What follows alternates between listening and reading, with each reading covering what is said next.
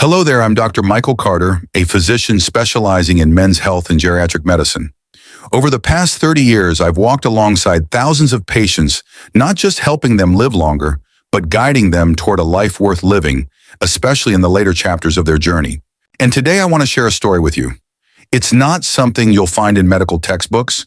It doesn't show up in lab results or scans. Yet it's one of the most powerful and devastating reasons why so many people quietly pass away before the age of 82, even when they seem healthy. Harold's quiet goodbye. Harold was one of my longtime patients. At 76, his blood work looked fine. His cheeks stayed rosy. He didn't smoke, rarely drank, and took brisk morning walks with his wife. By all accounts, he was doing well. Just 3 months before he passed, he looked at me with a warm smile during a routine checkup and said, "I'm doing great, Doc. I think I'll make it to 100. I smiled back, but inside I felt uneasy. There was a flicker missing in his eyes, a dullness not from disease, but from something deeper. You see, after years of practice, I've learned to see what lab tests can't reveal. Life can quietly fade not from the heart or the lungs, but from the soul. It's not the cause you expect. Have you ever wondered, why do so many seniors die suddenly even when they seem fine just months before? It's not always a heart attack. Not cancer, not a stroke. They simply stop living. Their body continues, but their vital energy, that inner spark, drains away day by day. And the surprising truth, it often starts with a disconnection from physical pleasure. Growing older doesn't mean fading away, but many live as if it does. I once asked a patient, "Do you still feel your body is worth caring for?" He chuckled sadly. "Doc, I think that part of me is done. Men my age don't need to worry about that stuff anymore." That belief, it's quietly killing people. When we stop touching ourselves physically, emotionally, spiritually, we send our body a subtle but powerful message. You no longer matter. And here's the scary part. Your body listens. Hormones decline, circulation slows, sleep becomes shallow, mood dips, immunity weakens. Not overnight, but gradually, relentlessly. The overlooked biological truth. What if I told you one of the strongest predictors of longevity after 60 isn't found in your cholesterol, your blood pressure, or your exercise routine, but in how connected you remain to your own body? This isn't about youthful passion. It's about intimacy with yourself, the gentle act of massaging your hands before bed, noticing the texture of the floor beneath your feet, or yes, even moments of self-pleasure expressed with care and respect. This isn't taboo, it's biology. Pleasure, even in its simplest form, triggers a cascade of health responses: oxytocin release, improved blood flow, calmer nervous system, better sleep, more balanced testosterone and estrogen. It's not a theory, it's science, and it saves lives. A body unloved begins to go silent. Harold didn't die from disease. He died from a loss of connection to life. After his wife passed, he withdrew, not just emotionally, but physically. He stopped listening to music, stopped hugging his grandchildren, stopped touching his own skin. "There's no point anymore," he told me once. And slowly, his body believed it. 3 months later, he passed away peacefully in his sleep. Yes, peacefully, but also too soon. Because no one should die simply because they no longer feel they deserve to live. What I want you to ask yourself today, if you're in your 60s, 70s, or even 80s, don't just ask, "Am I healthy?" Ask, "Am I still connected to my body? Do I still allow myself to feel joy even through touch? Am I truly living or just existing?" Because the difference between a tired aging body and a vibrant aging soul lies in that connection. I'm Dr. Michael Carter, and I'm not here to promise you immortality, but to help you rediscover how to live deeply, fully, and unapologetically in the body that's still yours to love. Let me begin this part with a truth that's difficult to swallow, but essential to say. Growing older doesn't rob us of the right to feel. It's the world's silence around it that slowly convinces us to forget. In my 3 decades working with older adults, I've noticed something deeply troubling. It's not a disease. It doesn't show up on x-rays or in blood tests. It creeps in quietly without fanfare until one day it's all-consuming. It's the slow, often invisible disconnection from one's own physical self. And make no mistake, it's a public health crisis. The moment she whispered, "I haven't felt anything in years," I remember a patient, her name was Evelyn. She was 74 when she came to see me for fatigue. That's all she called it. But as we talked, it became clear this wasn't about sleep diet or medication. Her eyes watered when she said, "Dr. Carter, I don't remember the last time I touched myself. Not even a hug, not a bath where I let my hands linger.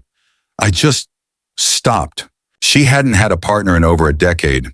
Her children lived states away. She'd slowly slipped into a routine of loneliness, dressed up as independence. No one told her to stop being affectionate, not even herself. But she did instinctively, as if aging came with a silent rule book titled, "Pleasure is no longer for you." Where does this disconnection come from? It's easy to blame age, but the real culprit is the narrative we're fed. From the time we're young, we're conditioned to believe that intimacy, sensuality, and pleasure belong only to the vibrant, the young, the flawless. Wrinkles, gray hair. A slower gait society whispers that part of your life is over. And tragically, most seniors listen. Many of my male patients feel ashamed to even bring it up. I'd feel silly saying I miss touch. It's embarrassing, doc. That stuff's for younger men. Women too carry years, decades of internalized shame. It's not ladylike. I'm too old for that now. What if someone found out? The hidden cost of ignoring our bodies. But here's what no one tells you. When you stop touching yourself, not just sexually, but lovingly, curiously, you don't just lose pleasure. You lose physiological momentum. The body, like any living system, responds to use or neglect. Ignore it long enough, and it begins to close off. Circulation slows, nerve endings grow, dull hormonal flow declines, immune function weakens. Touch is not a luxury, it's a biological necessity. Let me be blunt. Your skin is the largest organ in your body. It's wired to your brain, your heart, your hormonal centers. When touched gently, intentionally, it sends signals of safety, connection, and vitality. When ignored, the opposite happens. The body believes it is in isolation, and it begins to shut down systems to conserve energy. The science is crystal clear.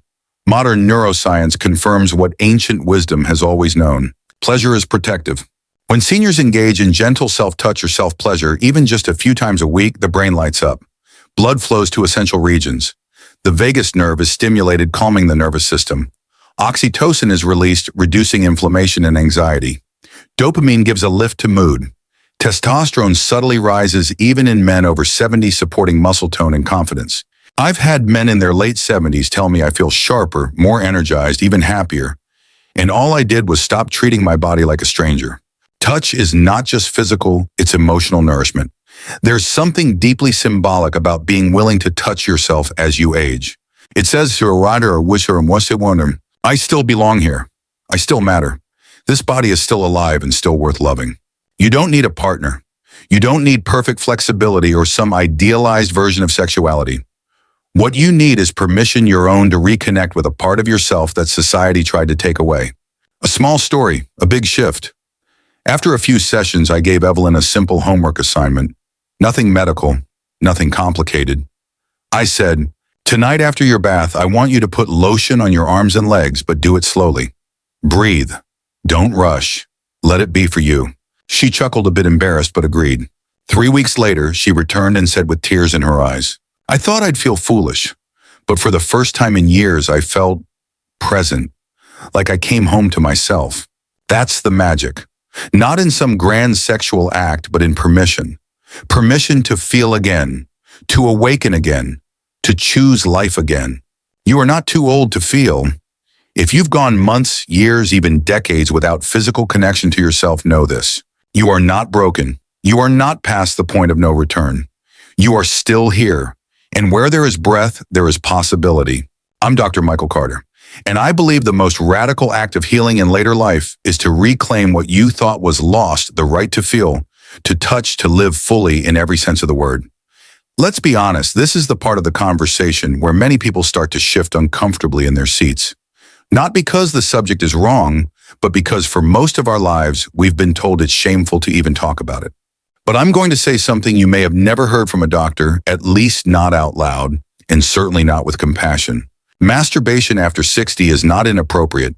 It's not shameful. It's not dirty. It's medicine. It's biology. It's one of the most powerful tools you still have to protect your brain, your heart, and your independence. And you deserve to know why. The patient who thought he was too old. His name was Richard. He came into my office a few years ago in his early 70s, complaining of fatigue memory, fog, low mood, and trouble sleeping. His labs were normal. His heart was strong. He walked daily and ate well. But something was off. I asked a question I often save for when everything else checks out. Richard, are you still connected to your body? Do you still experience physical pleasure? He looked away sheepishly. Honestly, Doc, I haven't touched myself in years. I thought that chapter was over. Isn't that just part of getting old? That moment broke my heart and also lit a fire. Because what Richard didn't know, and what most people don't, is this. Pleasure is not a luxury of youth. It's a signal of life. And its absence isn't a sign of dignity, it's a warning. The truth your body has been waiting to hear. After 60, the body undergoes natural, predictable changes. Circulation slows. Hormone levels decline. Muscle tone softens. Brain activity shifts. Stress becomes harder to regulate. Sleep becomes more fragile. But here's the astonishing part. Regular healthy self-pleasure can offset nearly all of these issues to some degree. Not because it's fun, because it's functional. Let's break it down. The science of self-pleasure. What really happens in the body? When a senior engages in solo sexual expression, whether that means full arousal or simply self-exploration, your body doesn't care about the form. It cares about the effect. Here's what happens. Blood flow surges. Oxygen-rich blood reaches the brain, heart, and extremities. This nourishes tissues and keeps blood vessels elastic. Endorphins and oxytocin are released. Natural mood boosters and pain relievers flood your system. You feel calmer, lighter, more connected. Testosterone rises modestly. This supports bone density, muscle tone, and energy. Yes, even in your 70s and 80s. The brain lights up. Sexual pleasure activates multiple brain regions, especially those tied to memory, emotional regulation, and creativity. Stress hormones decline. Cortisol drops, which helps regulate blood sugar, sleep, and immune function. Sleep deepens. After a healthy release, the nervous system resets, helping you fall asleep faster and stay asleep longer. You don't need to be 25 for these benefits to apply. Your body right now, as it is capable of responding with healing intelligence, if you allow it. The emotional strength behind touching yourself. Many people think masturbation is purely physical, but in my experience, the emotional act is even more profound. When a man over 60 takes time to touch himself, he's not just seeking pleasure, he's declaring, I still deserve care. This body is still sacred. I will not let shame erase my humanity. It's not just an act, it's an affirmation. I've seen men light up not because they performed like they did at 30, but because they reclaimed a part of themselves that society told them to bury. What about the cultural taboo? Let's be clear. The discomfort you may feel around this topic, it didn't come from biology. It came from years, sometimes decades of being taught that self-pleasure is inappropriate, immature, sinful, or unnecessary. But those ideas were built on fear, control, and ignorance, not science. In truth, masturbation is one of the safest, most accessible, most natural forms of healthcare available to you, especially as you age. It costs nothing. It requires no prescriptions. And it restores systems that no pill can truly replicate. Richard revisited. I saw Richard again 6 months later. He looked different, eyes brighter, shoulders less tense. He smiled. You know, Doc, I stopped treating my body like an artifact. I started treating it like a friend. He wasn't bragging. He was reclaiming. His memory had improved. His sleep was more restful, and most importantly, his shame had dissolved. You are still worthy of pleasure. If you've been told that pleasure is no longer age-appropriate, let me, Dr. Michael Carter, say what I wish every senior could hear. Pleasure is not a privilege of youth. It's a right of being alive. Your body, your skin, your breath still matter. And you are not too old to come home to yourself. If you've followed me this far, I want to acknowledge something important. Talking about pleasure, especially as we age, is not easy. But acting on it, reclaiming it, that takes real courage. And so if you're here still reading, still curious, thank you. You've already taken the first step toward a more connected, more alive version of yourself. Now it's time for the next step, the part where we move from knowledge to action, from discomfort to discovery, from shame to self-respect. It's time I introduced you to what I call the restoration method, a simple step-by-step process I've developed and refined over the years, based on science, compassion, and thousands of conversations with men and women just like you. This method isn't about performing. It's not about meeting someone else's expectations. It's about meeting yourself again with patience, tenderness, and curiosity. Why a method isn't this supposed to be natural? Yep and no.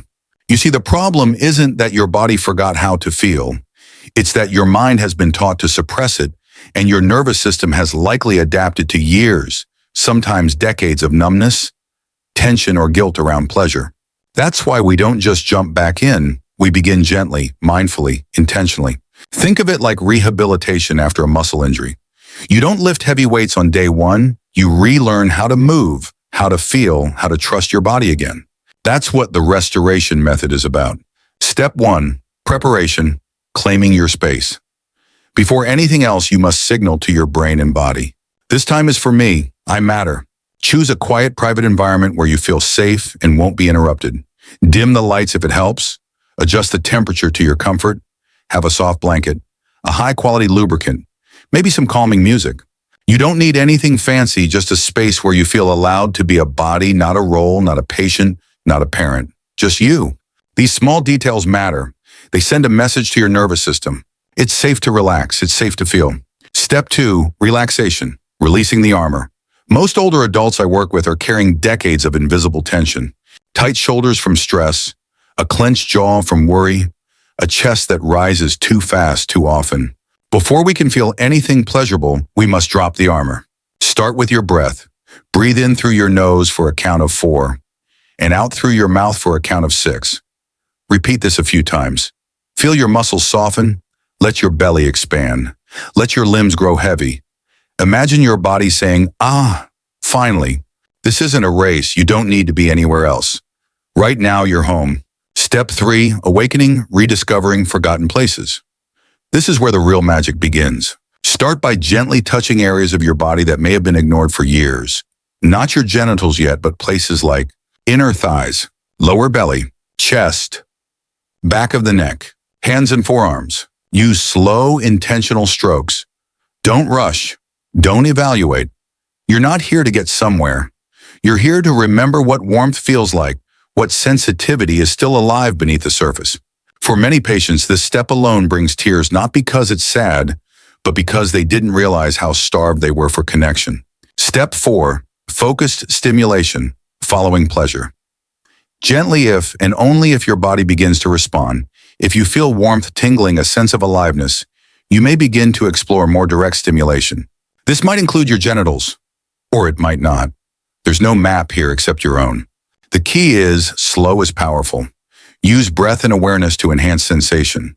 Try circular motions, light pressure, or gentle squeezing, whatever feels good. Not goal-driven, not performance-based, just exploration. Some people experience arousal, some don't. Either is okay. Remember, you're not doing this to reach a finish line. You're doing this to be in your body again. Step 5, integration, honoring what just happened. When you're done, whether it was 10 minutes or an hour, take a moment to pause. Place your hand on your chest or your belly. Close your eyes, breathe. Whisper something kind to yourself like, I'm still here. My body still belongs to me. I'm proud of myself for showing up. Let this be the new narrative. Not shame, not regret, but reverence. This is not about going backward. Let me be clear. You are not trying to become who you were at 25. You are learning how to be fully alive at 65, 75, or even 85. The restoration method is not about fixing you because you are not broken. It's about peeling back the layers of silence, guilt, and fear to reveal what's always been underneath. A body capable of feeling, a spirit worthy of joy, a person still alive. I'm Dr. Michael Carter, and I created this method because too many of my patients were dying not from illness, but from disconnection. I believe in your body. I believe in your right to come back to it gently, honestly, with dignity. If you've made it this far, I want you to pause for a moment. Not to question whether you've done enough, but to realize something simple and powerful.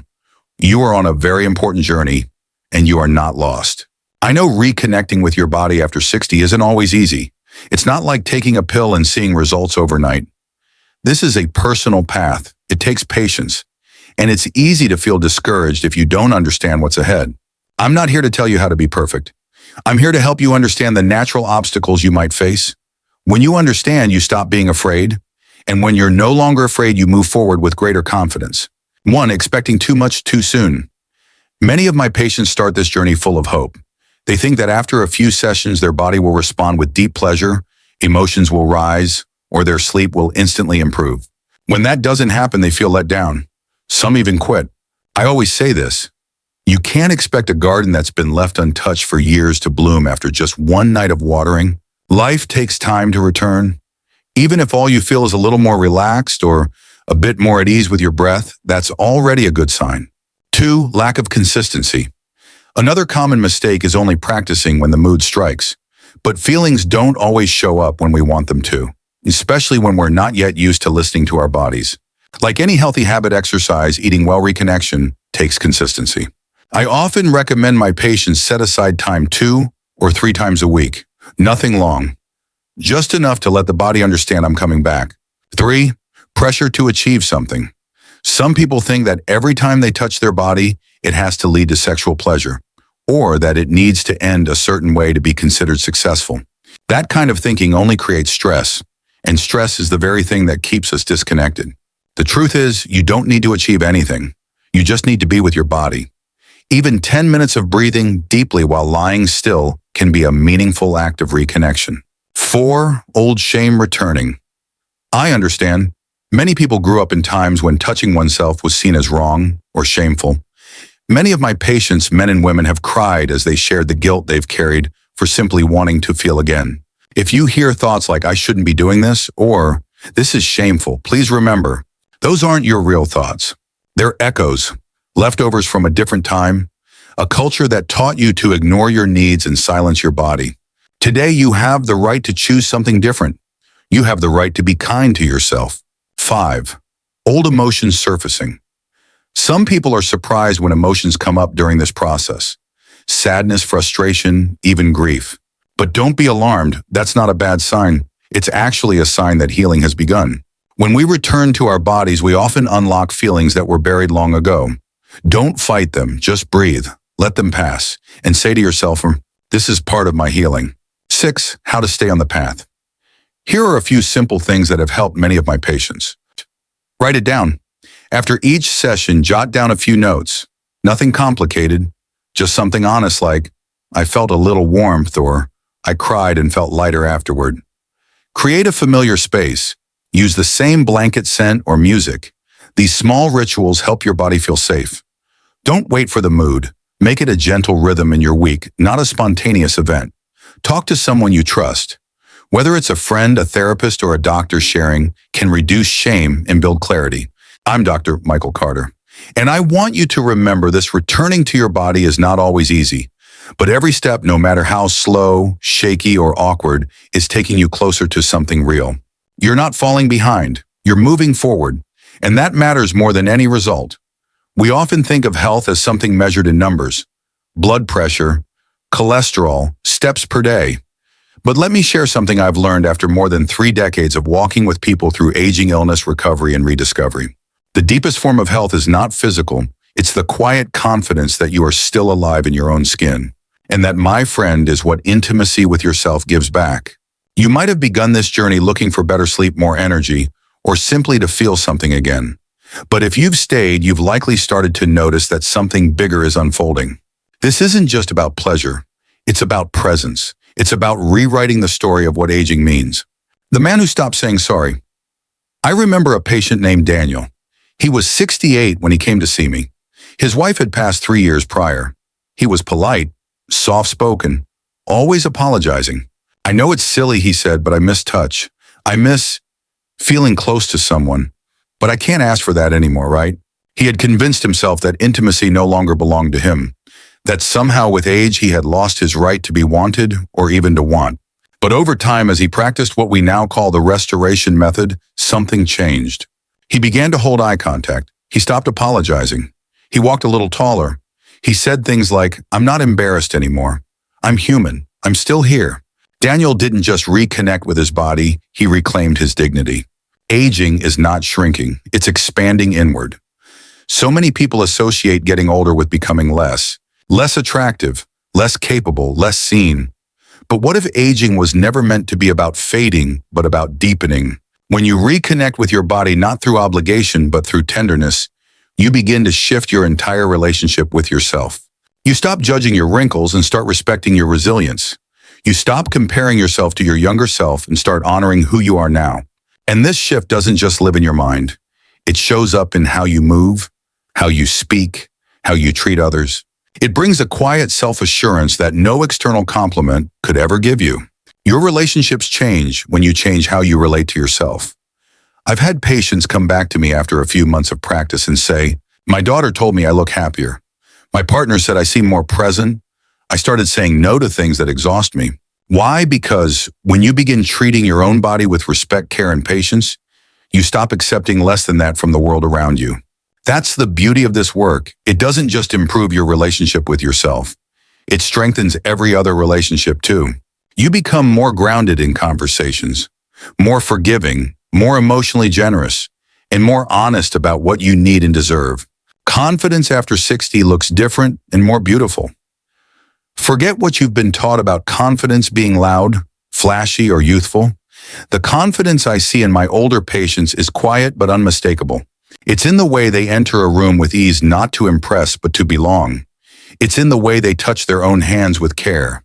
It's in the way they speak with clarity and kindness, unafraid to take up space. This is not the confidence of someone trying to prove something. It's the confidence of someone who has nothing to prove and still chooses to show up fully. And this kind of confidence, it's magnetic. It draws others in not through charm, but through authenticity. The unexpected joy of becoming your own source of comfort. One of the biggest gifts I see in this journey is the realization that you can be your own safe place. You don't need to wait for someone else to validate your body. You don't need permission to feel good. You don't have to earn pleasure or connection. You simply remember that it has always been your birthright. That realization brings peace.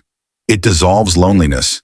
It makes space for deeper relationships, not because you need them, but because now you can choose them freely from a place of fullness. This is not the end of youth. It's the beginning of ownership. When people ask me why I care so much about this topic, why a doctor with decades of training in urology and geriatrics would focus on something as soft as intimacy, I tell them this. Because I've seen what happens when people don't reconnect. They fade, they shrink, they give up. And I've seen what happens when they do. They glow, they soften, they re-enter life. This work isn't just about the body. It's about returning to yourself, fully, gently, bravely. I'm Dr. Michael Carter, and if no one has told you lately you are not past your prime, you are not invisible, you are not finished. You are still unfolding. There's a quiet kind of tragedy I've seen too often in my years as a physician. It's not disease, it's not decline, it's not even death. It's the look in someone's eyes when they've given up on themselves, not because their body failed them, but because they believed a lie. A well-dressed lie, a socially accepted lie, one that sounds reasonable, even mature. But underneath, it's a myth that slowly strips people of their vitality, confidence, and right to feel alive. Today, I want to expose those myths one by one. Because if you've ever thought, maybe I am too old or this isn't appropriate anymore, you're not weak. You've just been told the wrong story. And it's time we rewrite it together. Myth number 1. After a certain age, physical pleasure no longer matters. This is perhaps the most common and dangerous belief. I've lost count of how many patients have told me with a soft, resigned smile, "That part of life is over for me. I'm past all that. It's not necessary anymore." But let's look at what that really means. What they're saying is, my body's ability to feel no longer matters. The things that made me feel joy, closeness, and life, I must now abandon them. And that is a recipe not just for emotional sadness, but for physical decline. Because when you shut down the body's desire for connection, for touch, for intimacy, you shut down the very systems that keep you resilient. Hormone production, circulation, brain activity, immune strength. Pleasure doesn't disappear with age. We simply learn to mute it. And the longer we mute it, the harder it is to turn the volume back up. But the truth, that part of you never left. It's waiting, patiently. Myth number 2. Masturbation is shameful, especially for older adults. This one runs deep, especially for those raised in households or cultures where self-touch was framed as dirty, selfish, or sinful. But here's what I tell every patient every time. Caring for your own body is not shameful. It is sacred. Masturbation is not about lust. It's not about performance. It's not about fantasy. It is a deeply human act of self-connection of saying, I still belong in this body. I still care for it. I still honor it. And for older adults, this practice becomes even more vital. Because unlike when you were young, you're not chasing excitement. You're seeking reconnection. You're choosing tenderness. You're cultivating presence. That's not shameful. That's healing. Myth number 3. If I ignore this part of me, I'll stay stronger. Some people believe that holding back restraining intimacy, especially sexual expression, somehow preserves their strength or discipline.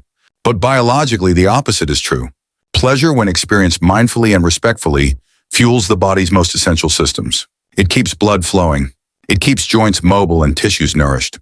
It keeps the brain sharp. It reduces cortisol, which in excess damages the heart, gut, and memory. When you suppress your natural impulses for connection and touch, you're not building discipline. You're depriving your body of exactly what it needs to stay strong. Myth number 4, sexual health is separate from overall health. In Western medicine, we often separate the body into parts heart, lungs, brain, hormones. But that's not how you actually live. You live as a whole person.